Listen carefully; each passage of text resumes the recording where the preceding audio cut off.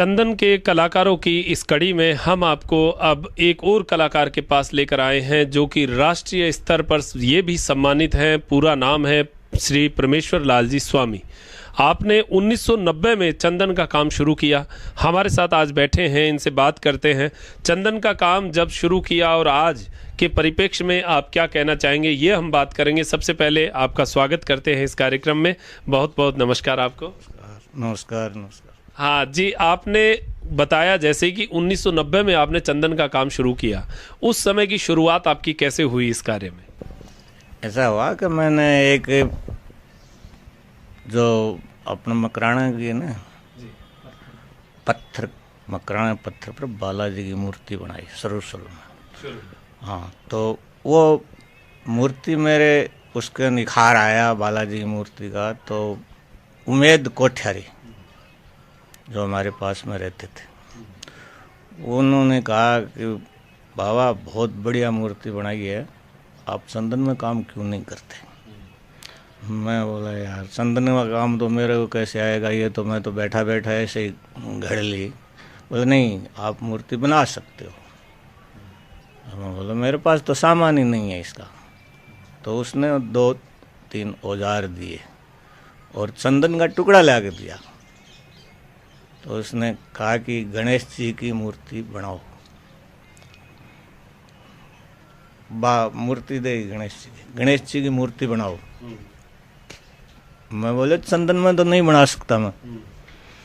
बोले नहीं, कोशिश आप करो, जो इतनी बढ़िया बालाजी की मूर्ति बना रखी है पत्थर पर, तो आप बना सकते हो। तो मैं ये छोटा सा उसने टुकड़ा दिया। अच्छा, यही टुकड़ा था? यही टुकड़ा है। इसकी 2 मूर्तियां बनाई, एक उसको दे, एक मेरे पास रखी।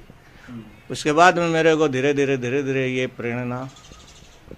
तो ये आपकी सबसे पहली मूर्ति है जो श्री गणेश जी, और गणेश जी से ही इन्होंने शुरुआत की। तो ये पहला टुकड़ा इनको दिया गया, यहाँ से चंदन के कार्य की इनकी शुरुआत हुई और ये आपके सामने है। अब इस मूर्ति से, गणेश जी से इन्होंने शुरुआत की, उसके बाद में अनवरत वृद्धि करते गए। तो उसके बाद आपको कैसे पुरस्कार मिले, क्या आपने बनाया, कैसे आप बढ़ते गए? मैंने एक प्लेन तैयार की। अच्छा, प्लेन तैयार की, एक मयूर यानी उसका पंख खुले, और एक प्लेन में सवारी, और वो क्या है कि लगेज वगैरह सब बनाए हमने। तो वो भी मेरी सही हो गई। उसके बाद में मैंने वो जो बारात का सीन होता है ब्याह शादी का, वो सेवरे को बनाया मैं। सेवरे के बाद के महीने मैंने एक मतीरे का सिपलिया बनाया, उसमें बीज भी खोले मैंने। धीरे धीरे उसकी प्रोग्रेस करता रहा। फिर मैंने उस पे अवार्ड मिला एक, वो अशोक स्तंभ। अच्छा, अशोक स्तंभ बनाया। उसमें मूर्ति दी थी जो आज़ाद के टाइम पर कौन राष्ट्रपति था, कौन प्रधानमंत्री था और कौन कौन बने। तो राजीव गांधी तक मैंने उसमें चित्र बनाए थे। तो उसको मैंने जिला स्तरीय पर रखा। ये है 1992 की बात है जी। आपने 90 से काम शुरू किया, 92 में इतनी चीज़ें आपने बना ली थी। फिर उसके बाद में आपका आगे चयन हुआ, क्या क्या और फिर बनाया? फिर मैंने ये गुड़िया तैयार की। ये जो गुड़िया हमारे सामने है जी, इसके अलावा तैयार की जी, गुड़िया बनाई। और जो शिप होती है ना, शिप, वो बनाई। दूसरी इस ओसवाड़ा की कुंजड़ी बोलते हैं, वो रखते हैं ना पास में, वो बनाई। उसकी प्रेरणा मेरे को उमेद कोठारी ने दी, यानी कि कोई चीज़ मेरे को सामने रखी और मैं बनाई। फिर बिदाम बनाने लग गया। बिदाम में हर मजहब की आइटम बनाने लग गया मैं। उसमें मोमडन हो, सिख हो, ईसाई हो या कोई धर्म हो, सबकी उसमें चित्र बना के। और बिदाम फिर बाद में फूल बनाया मैंने, फोल्डिंग फूल, कमल का फूल। फोल्डिंग को मतलब बटन दबाने से वो बंद हो जाए, बटन दबाने से वो चालू हो जाए। खुल जाता है। हाँ। फिर उसका कमल का फूल बनाया। फिर ये गुड़िया 92 में मैं बनाई, 93 में मैंने रखी। वो मेरी सक्सेस यूँ नहीं हुई कि उसको खोल नहीं सकते थे, वहाँ पे मेरे को बुलाया नहीं। जयपुर में रखी थी, जयपुर में रखी तो वो गुड़िया मतलब ऐसे ही पैक थी, उसको खोलने का कोई साधन मैंने न तो लिख के दिया न कोई फ़ोटो चेप दी, ऐसे ही चेप दी भेज दी, वो सक्सेस नहीं हुई।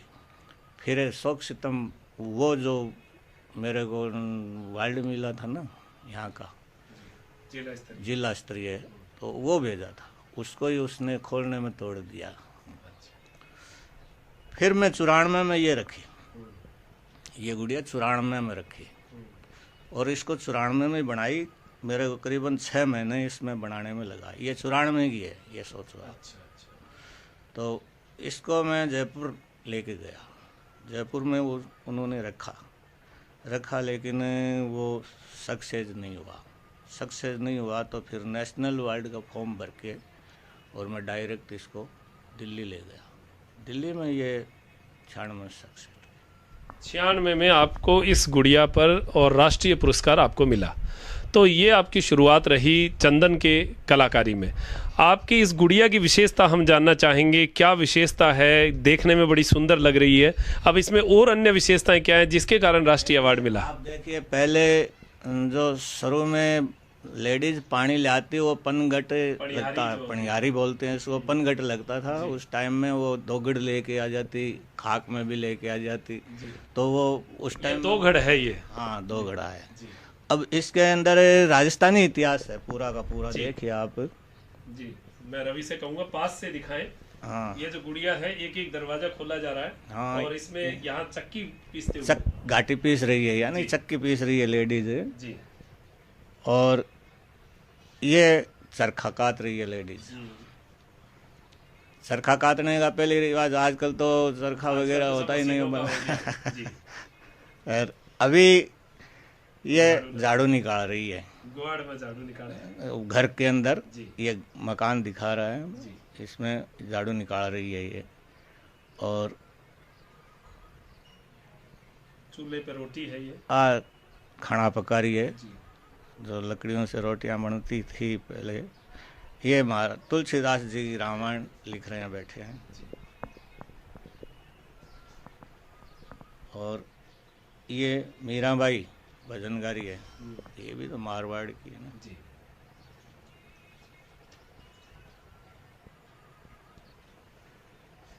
ये खेत में खाना लेके जा रही है, आगे गाय लेके जा रही है साथ में जी। ये खेत में हल लेके जा रहा है, यानी खेत जोतने के लिए जी। पूरी राजस्थानी संस्कृति आपने दिखाई, राजस्थानी संस्कृति दिखाई है। ये बैलगाड़ी है जी, ये बैलगाड़ी लेके खेत जा रहा है। और ये पानी लेके आई है घर पे, लेडीज है, और ये लेडीज पानी कुएं से निकाल रही है जी। और ये देखिए आप ढोलामरन का सीन, और ये पर्यावरण के बारे में है जी, जो कि ये पेड़ काट रहा है। जोधपुर में जो पेड़ काटने वाली जो घटना हुई थी, और ये खेजड़ी के चिपकी हुई है, और ये काटने नहीं दे रही। लगभग सैकड़ों की संख्या में यहाँ पर पेड़ों के सहित जो है वो काटा गया था। तो वो दृश्य आपने दिखाया है। ये बच्चे को दूध पिला रही है जी, एक माँ की ममत्व यहाँ पर आपने दिखाया है। हाँ, दिखाया गया है, दर्शाई गई है पूरी तौर से। अब घड़े को भी कई पार्ट्स में जो है वो निकाला गया। देखिए, ये बिलोना जिसको कहते हैं, मक्खन निकाल रही है, छाछ निकाल रही है, दही बिलोया जा रहा है। ये पानी, ये गाय दूह रही है जी, यानी गाय को दूध टाइम दिखाई गई है, गाय के दूध का दृश्य दिखाया गया। ये सफेरा पुंगी बजाते हैं, सर्व दिखाते हैं, वो सफेरा बीन बजाते हुए। ये वो रेणुते वाला भोपा भोपी का सीन है जी। ये हमारी संस्कृति का रावण हत्था बजाते हुए भोपा भोपी यहाँ पर है, रावण हत्था जी। तो ये गुड़िया है साहब। ये देखिए, ये पूरी गुड़िया मैं रवि से कहूँगा ऊपर से नीचे तक इस पूरी गुड़िया का जो दृश्य है वो हमारे दर्शकों को जरूर दिखाए। ये कलाकारी जो है ये केवल पूरे वर्ल्ड में कहें तो ऐसे खोलने वाले जो पट खोलने वाली जो कलाकारी ये केवल चूरू में है।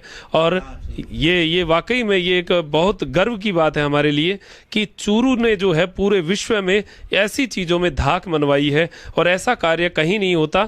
चंदन की मूर्तियां बनाने का काम जयपुर में जरूर होता है लेकिन ये कार्य नहीं होता। चुनड़ी देखो आप जी, चुनड़ी भी ये देखो तारा की चुनड़ी बाकायदा, ये तारों की चुनड़ी है। हाँ वो चंदन से ही, इसमें कोई भी कहीं भी लकड़ी की कोई चीज, लकड़ी के अलावा कुछ भी चीज नहीं होता है। चंदन की ही लकड़ी है हर जगह, चंदन की हर जगह। इसका जो कब्जा लगा हुआ है ना, ये आप देख रहे हैं ना, ये कब्जा ये भी चंदन का ही है, नहीं दूसरी चीज इस्तेमाल ही नहीं होती है इसमें। और इसका ये जो ओढ़ना बनाया हुआ है जाली का, ये भी चंदन की ही कीलें बनाई हुई है ये।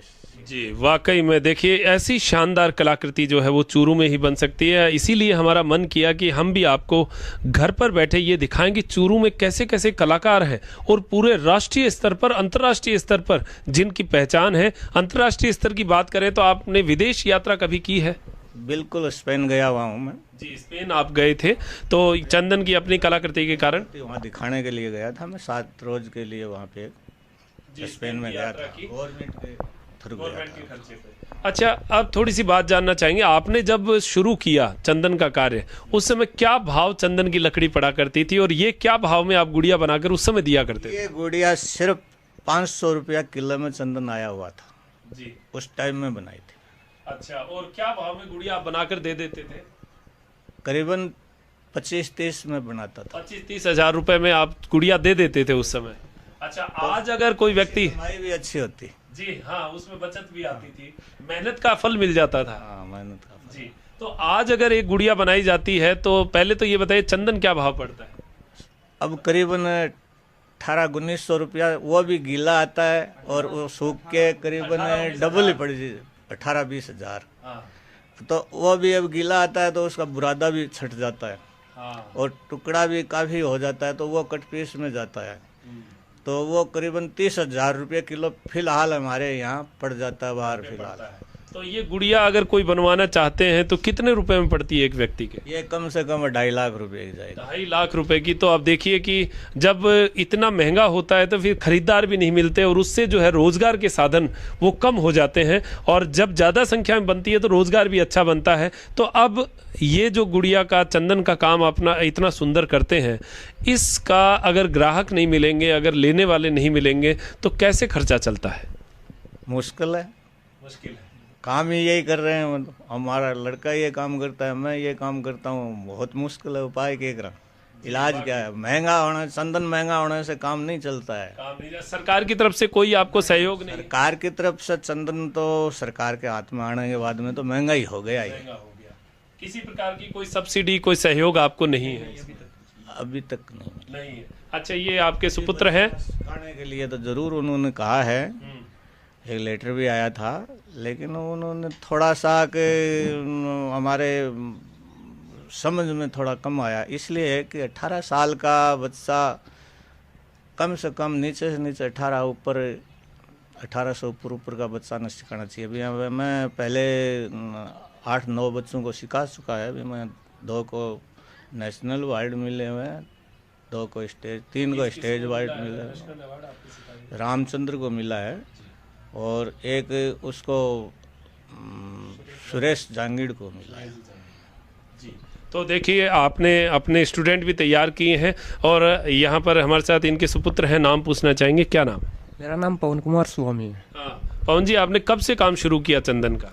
मेरे को ये मानो मैं बचपन से ये काम कर रहा हूँ, मैंने पढ़ाई नहीं की है। अच्छा, पढ़ाई नहीं की, चंदन का काम शुरू किया। अब आज जो है थोड़ा मुश्किल हो रहा है इससे आजीविका बनाना? मुश्किल तो ये है कि आज मेरे को ये काम कर छोड़ के दूसरा काम, यानी कोई काम भी करना पड़ रहा है साथ में। केवल इससे काम नहीं चल रहा? इससे काम नहीं चलता। तो ये बड़ी विडम्बना है कि ऐसे बढ़िया कलाकार आज के दिन हैं और उनको इनकम के लिए दूसरी जगह रास्ता देखना पड़ता है। हाँ जी। जी, तो अभी जो आपकी नेक्स्ट जनरेशन है, क्या उसको भी आप चंदन की इस कलाकारी में लाएंगे? नहीं, मुश्किल है, मुश्किल है। मुश्किल है। तो जब तक सरकार का सहयोग यहाँ नहीं मिलेगा तब तक ऐसी कलाकारियाँ जो है वो हमें आगे हो सकता है भविष्य के गर्त में हमें देखने को ना मिले, लेकिन फिर भी कुछ चीज़ें जो हैं वो हमारी यहाँ पर सहेज के रखी हुई हैं। चूरू में ऐसे कलाकार हैं जो पूरे विश्व लेवल पर ऐसी चीज़ें करने वाले नहीं हैं, केवल चूरू में है। कुछ कलाकृतियाँ और हैं, पवन जी दिखा रहे हैं। देखिए यही पंखी हमने पहले भी देखी है, लेकिन आपको फिर दिखाते हैं। ये भी इन्होंने बनाई है, इसमें भी चारों तरफ से जो दरवाजे हैं वो खुलते हैं। ये पंखी के मध्य का भाग इसमें खोला जा रहा है। इसको तो जिंदा रखने की कोशिश करते हैं। ये पीछे से ये देखिए, ये पंखी के कई हिस्सों में जो है पंखी को खोला गया है। इसमें कृष्ण लीला दर्शाई गई है। कृष्ण की लीला यहाँ पर है। ये पंखी, यहाँ कितनी सुंदर पंखी जो है वो इन्होंने बनाई है। और ये सारा काम चंदन पे होता है। चंदन की लकड़ी के अलावा ये काम नहीं होता है। खुशबू चंदन की ऐसी होती है कि अपने आप महक जो है वो आती रहती है, और ये महक जो है ये शरीर के साथ जुड़ जाती है। एक विशेषता और आप बताइए कि इस चंदन के कीड़ा नहीं लगता है। अच्छा। और ज़रा साल तक ये अगर आप उस शोकेस में रखोगे तो खुशबू आती रहती है जी। अच्छा, ये इसीलिए चंदन का काम होता है कि कीड़ा नहीं लगता है, और ये खराब नहीं होती है कभी भी ऐसी रहेगी। तो इसी गुड़िया को आपको हो गए 94 में बनाई हुई है, 22 साल हो गए। देखिए 22 साल हो गए सर, 94 में बनाई है। उसके बाद में तो मतलब और काफी बनाई, लेकिन ऐसी नहीं बनाई है। ये एक ही फीस है, पहले होती है। तो वाकई में अब जी, वाकई में आपने देखा होगा कि यहाँ पर चंदन की कैसी शानदार कलाकृतियाँ हैं। अभी भी एक तलवार जो है वो इनके पास पड़ी है, वो बीच में है, वो अभी उसका पूरा काम नहीं हुआ है, वो चल रहा है काम। ये देखिए कुछ ऐसे प्रोडक्ट भी हैं जो अधूरे पड़े हैं, और उनका कार्य जो है वो कुछ समय बाद जब भी ऑर्डर आएगा या जब भी लोग कहेंगे उस समय, या फिर किसी प्रदर्शनी के लिए जब तैयार किया जाएगा। ये वीणा है, ये अभी बीच में है, आदि है, और अभी वीणा का कार्य जो है वो होगा। धीरे धीरे इसको करने की अभी जुगत में है, लेकिन जैसा कि यहाँ पवन जी के द्वारा कहा जा रहा है कि इसको पूरा करने का भी मन जो है वो नहीं बन पा रहा, क्योंकि इनकम ऑफ सोर्स जो है वो इन चीज़ों से नहीं बन पा रहे हैं। और ऐसी कलाकारी हमारी धीरे धीरे सिमटती जाएगी अगर हम इनके संरक्षण के लिए कार्य नहीं करेंगे। सरकार इसके लिए आगे नहीं आएगी, और ऐसे कलाकारों को कहीं सब्सिडी जो है वो मुहैया नहीं करवाई जाएगी। तो ये कलाकारी हम आपको दिखा रहे हैं। ये तलवार देखिए, ये इतनी सुंदर तलवार अब बनाई जाएगी, लेकिन ये तब तक पूरी नहीं होगी जब तक इसके पीछे कोई सहयोग जो है वो नहीं मिल पाएगा। तो यहाँ हम आपको इसीलिए लेकर आए हैं, आप घर पर बैठे हुए ये चीज़ जानें कि हमारे चूरू में कैसे कलाकार हैं और चंदन पर कार्य क्यों और कैसे किया जाता है, ये हम आपको दिखा रहे हैं। तो देखिए ये बड़ी पंखी है, और दोनों तरफ जालियां हैं, डबल जाली है इसमें, और ये साइज़ में भी बड़ी है, और इसके जो चारों तरफ से जो ढक्कन खुलने वाला सिस्टम है ये भी ज़्यादा है। इसमें दोनों तरफ से ढक्कन खुलते हैं।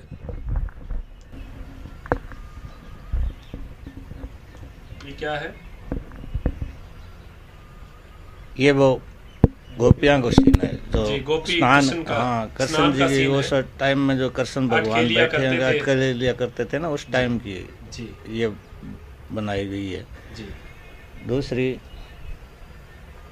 ये भगवान श्री कृष्ण का, ये हाँ कृष्ण भगवान की है। ये मीरा की विष का प्याला जो है, फिर वो जी। और ये राधा और कृष्ण जी की है जी। ये वो रुक्मिणी और उनकी वो शादी का सीन, शादी का दृश्य है जी, रुक्मिणी के साथ हुई ना जी।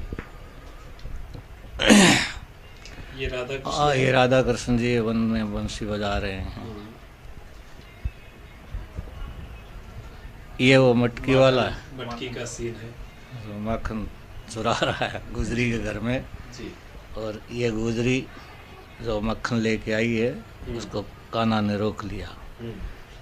तो ये बड़ी पंखी है, बड़ी है। और इस पे भी जो कलाकारी है आप देखेंगे तो ये जो कलाकारी है, देखिए ये कहीं ना कहीं ब्लड में आती है और उसको सहेज के रखना बड़ा ही ज़रूरी होता है। लेकिन अब कितना सहेजा जा सकता है ये आगे भविष्य के गर्त में है। हम आपको ये कार्यक्रम ज़रूर इसलिए आप तक पहुंचा रहे हैं कि आपको कम से कम इसका नॉलेज हो कि हमारे चूरू में ऐसे कलाकार अभी भी विद्यमान हैं और हमारे लिए ऐसी कलाकृतियाँ तैयार कर रहे हैं।